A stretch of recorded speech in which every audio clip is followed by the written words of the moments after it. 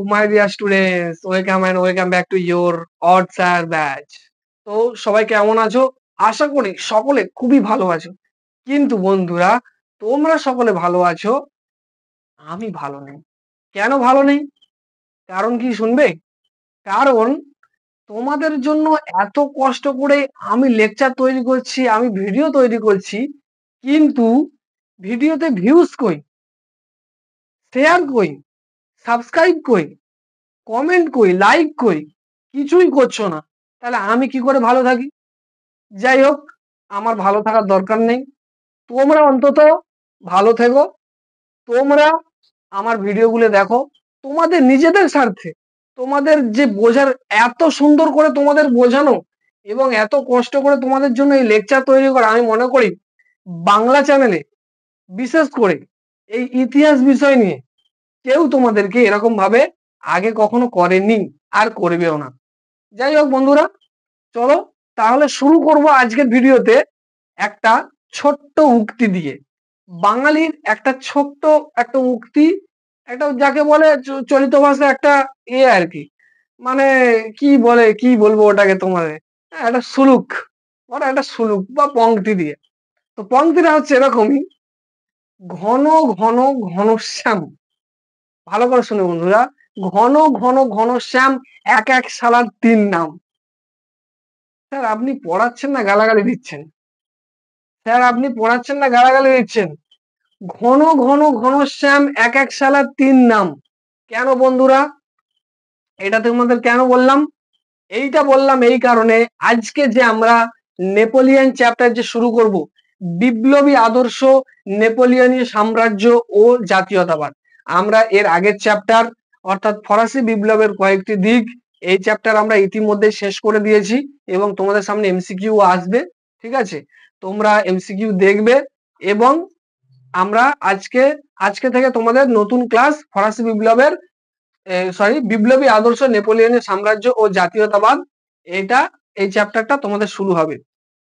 তো দেখো বন্ধুরা, ঘন ঘন ঘনশ্যাম এক এক শালার তিন নাম মানে নেপোলিয়ন, আমাদের যে এই চ্যাপ্টার যে নেপোলিয়ন, সেই নেপোলিয়নের কথার সঙ্গে কিছুটা কেন অনেকটাই মিল আছে, অনেকটাই মিল আছে। যেমন কি বন্ধুরা দেখো, এই চ্যাপ্টার পড়তে পড়তে আমরা জানবো যে নেপোলিয়নের বিভিন্ন নাম আছে। নেপোলিয়নকে অনেকে অনেক নামে আখ্যায়িত করেছে, অনেকে অনেক নামে ডেকেছে। যেমন বিপ্লবের সন্তান, কেউ কেউ বলেছে বিপ্লবের ধ্বংসকারী, কেউ কেউ তাকে বলেছে দ্বিতীয় জাস্টিয়ান, আবার অনেকে তাকে বলেছে মুকুটধারী জ্যাকোবিন। সেই তুলনায় বা সেই অর্থে আমি এই কোটেশনটি ব্যবহার করলাম বাংলা চলিত কথায়, ঘন ঘন ঘনশ্যাম এক এক শালার তিন নাম। এই ঘন ঘন মানে, ঘন ঘন মানে হচ্ছে ঘড়ির কাঁটা যে টিকটিক করে যে চলছে ঘন ঘন, সেটাকেই বলা হচ্ছে এখানে ঘন ঘন। আর ঘনশ্যাম, ঘনশ্যাম মানে এখানে কৃষ্ণবর্ণ, কৃষ্ণবর্ণের যে আকৃতি বা যে কালার, সেই যে ঘড়ির যে কাঁটার যে কালার, ঠিক আছে, সেখানে এই কথাটা বলা হয়েছে ঘনশ্যাম। আর তিন তিন নাম মানে ঘন্টা, মিনিট, সেকেন্ডকে এখানে বলা হয়েছে। বন্ধুরা কেউ খারাপ ভাবে নেবে না, ঠিক আছে, কারণ আমি কোনো খারাপ কথা বলিনি। এর এর চেয়েও যদি ভালো কোনো ব্যাখ্যা থেকে থাকে তাহলে তোমরা অবশ্যই কমেন্ট করে জানাবে যে ঘন ঘন ঘনশ্যাম এক এক শালার তিন নাম। তোমরা যদি কেউ ভালো এর চেয়ে কোনো ব্যাখ্যা যদি বা উক্তি যদি তোমরা জেনে থাকো, অবশ্যই তোমরা কমেন্ট করে বলবে। তো বন্ধুরা চলো তাহলে নেপোলিয়ন সম্পর্কে আগে জেনে নিই, যে নেপোলিয়ন সম্পর্কে তার জীবনী, সে কোথায় জন্মগ্রহণ করেছে, কিভাবে বেড়ে উঠেছে। তাহলে এতটুকু তাহলে প্রথমে শুরু করে চলো। 1769 খ্রিস্টাব্দে, 1769 খ্রিস্টাব্দের 15ই আগস্ট, 1769 খ্রিস্টাব্দের 15ই আগস্ট ভূমধ্য সাগরের অ্যাজাক্সীয় দ্বীপে, ভূমধ্য সাগরের কর্সিকা দ্বীপে অ্যাজাক্সীয় অঞ্চলে এক সম্ভ্রান্ত পরিবারে নেপোলিয়ন জন্মগ্রহণ করেছিলেন। তার বাবার নাম কার্লো বোনাপার্ট। নেপোলিয়নের বাবার নাম কি ছিল না কার্লো বোনাপার্ট, এবং তার মায়ের নাম ছিল ল্যাটিজিয়া বোনাপার্ট, এবং তার দাদা বা ভাই বলতে পারো, ঠিক আছে, তার দাদা বা ভাইয়ের নাম ছিল জোসেফ বোনাপার্ট, আর তিনি হলেন নেপোলিয়ান বোনাপার্ট। বন্ধুরা, ফরাসি বিপ্লবের যে তিনটে মূল আদর্শ ছিল, সেই তিনটি মূল আদর্শের নাম কি কি ছিল? না, এক ছিল সাম্য, মৈত্রী আর স্বাধীনতা। এছাড়াও আছে দেশপ্রেম, জাতীয়তাবাদ আছে। কিন্তু এই যে নেপোলিয়ান কি করেছিল? না, ফরাসি বিপ্লবের তিনটি মূল আদর্শ সাম্য, মৈত্রী, স্বাধীনতা, এই তিনটি মূল আদর্শকে নিয়ে এগোতে চেয়েছিলেন বা এগোতে চেয়েছিল। কিন্তু বন্ধুরা, নেপোলিয়ান সাম্য মৈত্রীর অধিকার দিলেও স্বাধীনতার কিন্তু অধিকার দেয়নি। তাহলে সাম্য মৈত্রীর অধিকার দিলেও স্বাধীনতার তিনি ওই অধিকার দেননি। সেটা আমরা আস্তে আস্তে পরে পরে পড়বো, কেন দেননি, কি কারণে দেননি, এবং কি হেতু তার যে স্বাধীনতার অধিকারটা কেন দেননি, সেটা তো তিনি ভালো বলতে পারবেন। ঠিক আছে, আর এটা পড়বো আস্তে আস্তে, আমরা সব পড়বো। ঠিক আছে, তো চলো বন্ধুরা, প্রথমে শুরু করি আজকের আমাদের টপিক, সেটি হচ্ছে ফরাসি বিপ্লবের আদর্শের প্রেক্ষিতে কোড নেপোলিয়ান। ফরাসি বিপ্লবের আদর্শের প্রেক্ষিতে কোড নেপোলিয়ানটি কি ছিল? তো বন্ধুরা, কোড নেপোলিয়ান বা নেপোলিয়ানের আইন সংহিতা রচনা একটি ঐতিহাসিক সংস্কার বলে ধরা হয়। চারজন বিশিষ্ট আইনজীবী, নেপোলিয়ানের সভাকক্ষে চারজন বিশিষ্ট আইনজীবী 1800 থেকে 1804 খ্রিস্টাব্দে 4 বছর ধরে পরিশ্রম করে আইন বিধিটি সংকলন করেন। ফ্রান্সে আইনগত ঐক্য গড়ে তুলতে এই নয়া আইন বিধি 84টি অধিবেশনের পর, কতগুলি অধিবেশনের পর? না, 84টি অধিবেশনের পর 1807 খ্রিস্টাব্দে নেপোলিয়ান নামকরণ করেন কোড নেপোলিয়ান বা নেপোলিয়ানের আইন সংহিতা। তার নতুন সমাজের জন্য নেপোলিয়ানের আইন বিধির সংস্কার করেছিলেন। একে নেপোলিয়ানের লিজিসলেটিভ ভিশন বলা হয়। এবার বন্ধুরা, কোডের ধারা কি ছিল? তাহলে ওটা ছিল কোড নেপোলিয়ান। ঠিক আছে, তাহলে কোডের ধারা কি ছিল? তো বন্ধুরা দেখো, কোডে মোট 2287টি ধারা করা হয়েছে বা ধারা আছে। এই প্রশ্নটা এমসিকিউতে অনেক স্কুলে, আমি দেখেছি অনেক স্কুলে এটাই পড়ে, আমার বহু বছরের অভিজ্ঞতা আছে। ঠিক আছে, যে কোড নেপোলিয়ানে কটি ধারা আছে, এই 1 নম্বর কোশ্চেনটা আছে। তাহলে বন্ধুরা, 2287টি ধারা রয়েছে। তাহলে এই সকল ধারাকে কোড নেপোলিয়ানে 3টি ভাগে ভাগ করা হয়েছে। যেমন কি, যেমন প্রথমে তোমাদের রয়েছে দেওয়ানি আইন, ফৌজদারি আইন এবং বাণিজ্যিক আইন। এই আইনগুলিকে ঐতিহাসিক, প্রখ্যাত বা বিখ্যাত ঐতিহাসিক লেফেবর সেগুলো কি বলেছেন? না, সমাজের বাইবেল বলে অভিহিত করেছেন। তিনি ফরাসি সমাজের বাইবেল বলে এই 3টি আইন, দেওয়ানি আইন, ফৌজদারি আইন, বাণিজ্যিক আইনকে ফরাসি বিপ্লবের বা ফরাসি সমাজের তিনি বাইবেল বলে অভিহিত করেছেন। কোড সম্পর্কে নেপোলিয়ান, এই আইনবিধি অনুসারে নেপোলিয়ান আইনের চোখে সকলকে সমান অধিকার। ফরাসি বিপ্লবের সময় আমরা কি দেখেছিলাম? না, আমরা দেখেছিলাম যাজক, অভিজাত আর সাধারণ মানুষ। যাজকরা হচ্ছে কি করবে? না, যাজকরা হচ্ছে তারা রাজাকে কর দেবে না। অভিজাতরা তারা কি করবে? তারাও কর দেবে না। কর কারা দেবে? ট্যাক্স কারা দেবে? ট্যাক্স দেবে সাধারণ মানুষ। কর দেবে না, যাজক অভিজাত কর দেবে না বলতে এমন নয়, তারা যদি 100%-এর মধ্যে তারা দেবে 4%, আর বাকি 96% কারা দেবে? সাধারণ মানুষ। তাহলে সেখান থেকে বেরিয়ে এসে নেপোলিয়ান বোনাপার্ট তিনি কি বলেছিলেন? না, তিনি ফ্রান্সে আইনের চোখে সকলকে সমান অধিকার দেওয়ার কথা তিনি কিন্তু কোড নেপোলিয়ানে বলেছিলেন। অর্থাৎ সাধারণ মানুষও আইনের চোখে সমান অধিকার পাবে। যে কাউকে বিনা বিচারে, এরকম কোনো সন্দেহ হলো, তাকে বিনা বিচারে গ্রেপ্তারি পরোয়ানা একটা প্রয়োগ করে তাকে বাস্তিল দুর্গে প্রেরণ করে দেওয়া হলো, এরকম নয়। তাহলে নেপোলিয়ান সকলকে, জাতি, ধর্ম, বর্ণ নির্বিশেষে প্রত্যেক মানুষকে তিনি সমান অধিকার দিয়েছিলেন বা দেবে বলেছিলেন কোড নেপোলিয়ানে, কিন্তু সেটি পরবর্তীকালে কিন্তু নেপোলিয়ন সেই কথা রাখতে পারেনি। পরে পড়বো আমরা। দেখো, তিনি কর্মচারীদের দক্ষতা বৃদ্ধি করতে আর কি দেশ সেবায় উদ্বুদ্ধ করতে এবং কাজের প্রতি মনোযোগ আরো বাড়াতে, কর্মচারীদের কাজের প্রতি আরো মনোযোগ বাড়াতে তিনি লিজিয়ন অব অনার নামে একটি সম্মান বা পুরস্কার প্রদান করতেন বা করেন। লিজিয়ন অব অনার নামে একটি সম্মান প্রদান করেন। আইন প্রণেতা রূপে তাই নেপোলিয়ানকে অনেকে দ্বিতীয় জাস্টিয়ানের সঙ্গেও তুলনা করেন। তাহলে দ্বিতীয় জাস্টিয়ানের সঙ্গেও তুলনা করেন, কারণ কোড নেপোলিয়ানও আর দ্বিতীয় জাস্টিয়ানের মধ্যে অনেকটাই মিল রয়েছে। তারপরে দেখো কোডের গুরুত্ব। তাহলে কোডের গুরুত্ব ছিল অপরিসীম। কোডের ধারা আমরা জানলাম, কোডের গুরুত্ব, তাহলে কোড সম্পর্কে নেপোলিয়ান কি বলেছে সেটাও জানলাম। কোডের গুরুত্ব কি দেখো না, কোড নেপোলিয়ানের গুরুত্ব অপরিসীম। কোড নেপোলিয়ানের গুরুত্ব ছিল অপরিসীম। কারণ কি? কারণ নেপোলিয়ান রচিত আইনবিধি দ্বারা প্রবর্তিত সংস্কারগুলির মধ্যে অন্যতম এটি হলো প্রধান সংস্কার। ফরাসি বিপ্লবের ঠিক আগের এবং ফরাসি বিপ্লবের পরবর্তীকালে সমস্ত আইনকে সংকলন করতে পরিবর্জন ও পরিমার্জনে তা জনকল্যাণকর হয়। সমস্ত স্তরের মানুষকে আইনের চোখে সমান করতেই মূলত কোড নেপোলিয়ান রচনা করা হয়েছিল। তাহলে বন্ধুরা, আমরা একটু আগেই বলেছিলাম যে ফরাসি বিপ্লবের সময় তখন সাধারণ মানুষকে এক অন্য চোখে দেখা হতো, তাদেরকে সম্মান দেওয়া হতো না, তাদেরকে সাম্য, মৈত্রী, স্বাধীনতার অধিকার দেওয়া হতো না। ফরাসি বিপ্লবে যে তিনটি মূল আদর্শ ছিল, সাম্য, মৈত্রী, স্বাধীনতা, দেশপ্রেম, জাতীয়তা, এবং তাদের কাছ থেকে জোর করে কর আদায় করা হতো এবং তাদেরকে কি করা হতো না, বিনা বিচারে বাস্তিল দুর্গে প্রেরণ করা হতো।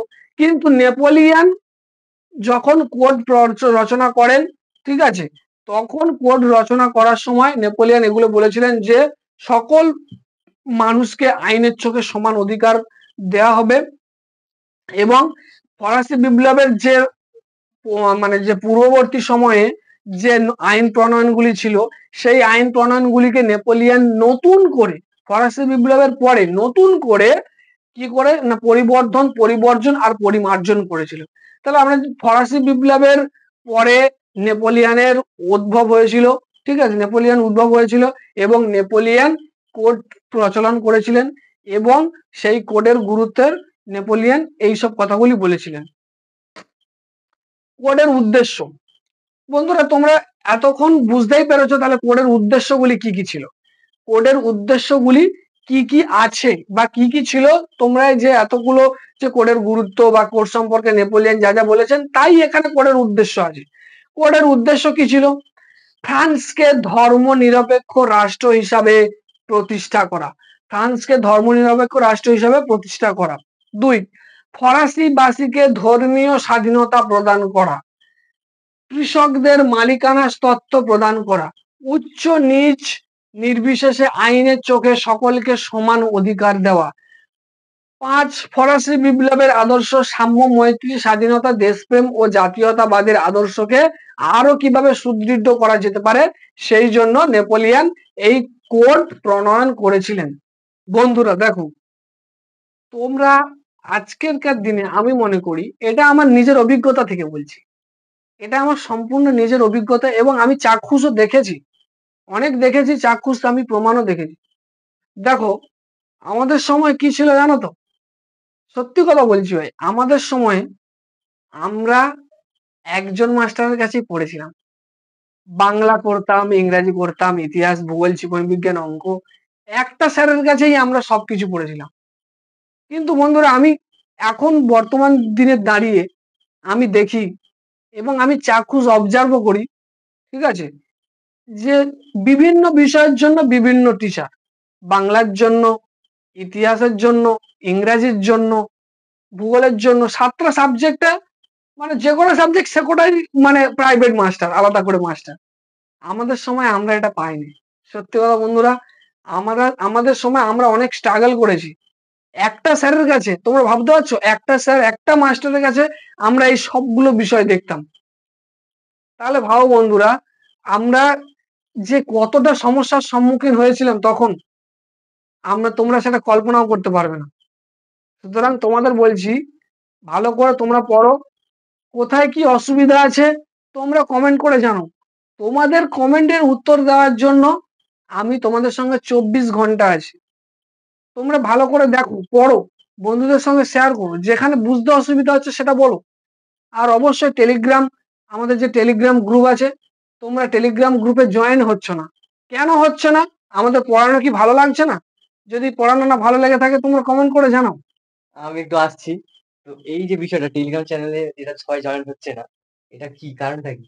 বিষয়টা হচ্ছে এখন না টেলিগ্রামে অনেক স্প্যাম হয়। মানে তোর বেশিরভাগই স্প্যাম ওখান থেকেই হয়। ঠিক আছে? অনেকে ভাবছে যে ওখানে স্প্যাম হচ্ছে, আমরা ওখানে ঢুকে যাবো, আমাদের নাম্বার পেয়ে যাবে। এবার বিভিন্ন জায়গা থেকে আমাদের কল করবে। এবারে হ্যাঁ, যদি এটা হয়, হ্যাঁ জানি এটা হয়। আর যদি কখনো এটা হয়, সঙ্গে, সঙ্গে আমি তো আমার নাম্বার দিয়ে দিয়েছি। ভিডিওতে রয়েছে। ঠিক আছে? তো ওখানে আমাকে WhatsApp এ কনট্যাক্ট করবি। ঠিক আছে তোরা?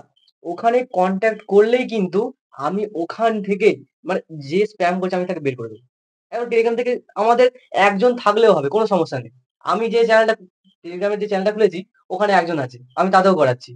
তো স্যার যে খুলেছে ওখানে, ওখানে আমি আছি আর স্যার আছে। আর কেউ নেই। ঠিক আছে? বি ফ্র্যাঙ্কলি, যে আমাদের সঙ্গে যদি একজনই যদি যোগ হয়, যদি কেউ একজন স্টুডেন্টও যদি কোনো যোগ হয়, একজন বন্ধু বা একজন ছাত্র যদি কোনো যোগ হয়, আমরা সবকিছু নোট প্রোভাইড করবো, সবকিছু করবো। আর এটা দেওয়া হচ্ছে এখন। ঠিক আছে? তো পড়া কোনো সমস্যা নেই। তাহলে বুঝতে পারছো তো? তাহলে আমাদের একজনই হলেও যথেষ্ট।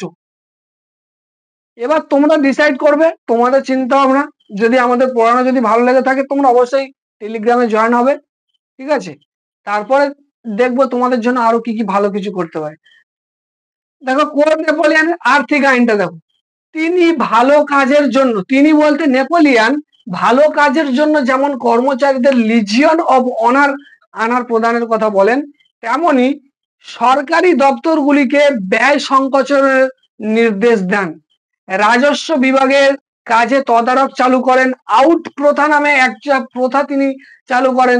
তিনি নতুন কর বা ট্যাক্স আদায় না করে পুরনো নিয়মে কর দিতে বলেন। পরোক্ষ কর আদায়ের ক্ষেত্রে গুরুত্ব দিয়ে বাড়তি সব কর তুলে দেন। 1800 খ্রিস্টাব্দে ব্যাংক অফ ফ্রান্স নামে তিনি একটি নতুন কমিটি গঠন করেছিলেন। সেই ব্যাংক অফ ফ্রান্সটা কি জিনিস সেটা পরের ক্লাসে বলবো। এই ব্যাংক অফ ফ্রান্স প্রতিষ্ঠা করে তিনি কেন্দ্রীয় ব্যাংক গঠন করে তার উপর নোট ছাপাবার দায়িত্ব দেন। নোট ইয়ানি কি পয়সা। ঠিক আছে? নেপোলিয়ন এই নোট ছাপানোর দায়িত্ব দিয়েছিলেন। এবার দেখো নেপোলিয়নের শিক্ষা সংস্কার। তাহলে এই কোডের মধ্যে নেপোলিয়ন কি শিক্ষা সংস্কার করেছিলেন? নেপোলিয়নের আইনবিধি অনুসারে জাতীয় শিক্ষা ব্যবস্থার সংস্কার শুরু হয়। ফলে প্রতি ফলে কি হয়েছিল না, একটি করে প্রাথমিক বিদ্যালয়, শিক্ষক শিক্ষণ বিদ্যালয়, কারিগরি ও সামরিক বিদ্যালয় তৈরি হয়েছিল। তাহলে শিক্ষা ব্যবস্থার ক্ষেত্রেও নেপোলিয়নের গুরুত্ব ছিল অপরিসীম। নেপোলিয়নের জনহিতকর কার্যগুলি। নেপোলিয়ন কি কি সাধারণ মানুষের জন্য কি কি কাজ করেছিলেন সেটা আমরা দেখব। দেখো বন্ধুরা, দেশে বহু রাস্তাঘাট সেতু নির্মাণ এগুলো তো উদ্যোগ হয়েছিল। এছাড়াও কি হয়েছিল না, আল্পস পর্বতের পথে ইতালির সঙ্গে যোগাযোগ গড়ে তুলতে দুটি সড়ক নির্মাণ করেন। বহু উদ্যান ও প্রাসাদ তিনি গঠন করেছিলেন। ফ্রান্সের যে নিজের নতুন শাসন চালু করেন তার নাম কনসুলেট। কনসুলেট শাসন ব্যবস্থার কনসাল ছিলেন 3 জন। তার মধ্যে নেপোলিয়ান ছিলেন প্রধান কনসাল। প্রথম প্রধান কনসাল হিসাবে নেপোলিয়ান ছিলেন। তাহলে দেখো, সেই হিসাবে তিনি দেশের প্রথম কনসাল রূপে সমস্ত ক্ষমতার কেন্দ্রীভূত করেছিলেন। দেখো, নেপোলিয়ান যে কতটা ফ্রড, কতটা ভুয়ো, সেটা আমরা কিন্তু এখন জানতে পারছি না। সেটা আমরা যখন আস্তে আস্তে এগোবো, যখন আস্তে আস্তে লেকচার আসবে, তখন জানতে পারবো যে নেপোলিয়ান কি কথা বলেছিল আর তার কি বিপরীত কাজ করেছে। তারপর দেখো 1807 খ্রিস্টাব্দের ইংল্যান্ডের অর্ডারস ইন কাউন্সিল, এই অর্ডারস ইন কাউন্সিলটা কি এটাও বলবো, তার প্রত্যুত্তরে নেপোলিয়ন কি কি করেছিল অর্ডারস ইন কাউন্সিলের মানে বিরুদ্ধে সেটাও জানবো। অর্ডারস ইন কাউন্সিল প্রত্যুত্তরে তিনি Berlin decree, Milan decree, Fontainebleau decree, অনেক ডিগ্রি চালু করে। এই ডিগ্রিগুলি কি কি সেসব পরে যাবে, এগুলো শুধু তোমরা এখন জেনে রাখো যে নেপোলিয়ন এতগুলো ডিগ্রি চালু করেছিলেন অর্ডারস ইন কাউন্সিলের বিরুদ্ধে, ইংল্যান্ডের বিরুদ্ধে। এবং তিনি কি হাতে না মেরে ভাতে মারার নীতি গ্রহণ করেছিলেন, ঠিক আছে, এবং হাতে না মেরে ভাতে মারার নীতি গ্রহণ করেছিলেন। দেখো বন্ধুরা, ইংল্যান্ড ইংল্যান্ড ছিল সমুদ্রের রানী। সমুদ্রের রানী বলতে ইংল্যান্ড হলো সমুদ্র পথে অর্থাৎ জলপথে যুদ্ধ করতে পারদর্শী। তাহলে ইংল্যান্ড এমন একটি দেশ, এমন একটি স্টেট, সেই ইংল্যান্ড সমুদ্র অর্থাৎ জলপথে যুদ্ধ করতে পারদর্শী। আর ফ্রান্স ছিল একটু দুর্বল জলপথে, কিন্তু স্থলপথে কিন্তু ফ্রান্স সফল হয়েছিলেন। স্থলপথে ফ্রান্স অর্থাৎ নেপোলিয়ন যেখানে যেখানে যুদ্ধ করেছে সেখানে কিন্তু মানে সেখানকার অবস্থা কিন্তু একই রকম ছিল না, তোলপাড় হয়ে গিয়েছে গোটা। সেই তোলপাড় পরে জানবো, কোথায় কোথায় যুদ্ধ করেছে, কটা রাষ্ট্রের সঙ্গে যুদ্ধ করেছে, ঠিক আছে, কিভাবে হেরেছে, কিভাবে নেপোলিয়নকে নির্বাসন দেওয়া হয়েছে, কিভাবে শত দিবসে রাজত্ব করেছে নেপোলিয়ন, সেগুলো সব পরে জানবো। সর্বশেষ ফন্টেনব্লু ডিগ্রি বা নির্দেশ জারি করে ইংল্যান্ডের তৈরি সামগ্রী ফ্রান্স অধিকৃত কোনো অঞ্চলে আসবে না। তাহলে ইংল্যান্ডের তৈরি কোনো জিনিসপত্র ফ্রান্সে আসবে না, আর ফ্রান্সের কোনো জিনিসপত্র ইংল্যান্ডে যাবে না। মানে এইরকম একটা শত্রুতা তৈরি হয়ে গেছিল। পরে পড়বে, ওগুলো সব পরে পড়বো, বিস্তারিত টুকরো কথা বা টিকা হিসাবে পড়বো। তাহলে 1806 খ্রিস্টাব্দে বার্লিন ডিগ্রি জারি করে ইউরোপের বাজারে ব্রিটিশ পণ্য ঢোকার উপরে নিষেধাজ্ঞা জারি করে। অন্যদিকে ক্যাথলিন ধর্মকে স্বীকৃতি দিয়ে গির্জা জাতীয়করণ করেন। এই ঘটনায় অসন্তুষ্ট পোপকে খুশি করেন এক চুক্তি বা কোনো একটা করদানের মাধ্যমে, সেটা 1801 খ্রিস্টাব্দে, ঠিক আছে। পোপের সঙ্গে নেপোলিয়নের একটা সংঘাত বেঁধেছিল, সেটাও আমরা পরে জানবো। বন্ধুরা, এটা ছিল নেপোলিয়ন সম্পর্কে একটু আলোচনা। নেপোলিয়ন তাহলে কোথায় জন্মগ্রহণ করলেন? ভূমধ্য সাগরের অ্যাজাক্সীয় দ্বীপে, কর্সিকা দ্বীপের অ্যাজাক্সীয় অঞ্চলে নেপোলিয়ন জন্মগ্রহণ করেছিলেন। এবং তার বাবার নাম ছিল কার্লো বোনাপার্ট, তার মার নাম ছিল ল্যাটিজিয়া বোনাপার্ট। এবং তিনি ফ্রান্সের একজন সাধারণ সৈনিক থেকে কিভাবে ফ্রান্সের একজন বড় পদের, ঠিক আছে, কনসাল পদে আসীন হলেন, সেটা তোমরা জানলে। এরপরে আস্তে আস্তে সবকিছু আসবে, সব ভিডিও আসবে নেপোলিয়নের উপর থেকে। তোমরা ভিডিও দেখতে থাকো এবং লাইক শেয়ার কমেন্ট সবকিছু করো, এবং বন্ধুদের সঙ্গে এটাকে শেয়ার করে দাও ভালো ভালো করে, মানে বেশি বেশি করে শেয়ার করে দাও, এবং তোমরা নতুন ভিডিওটি দেখতে থাকো।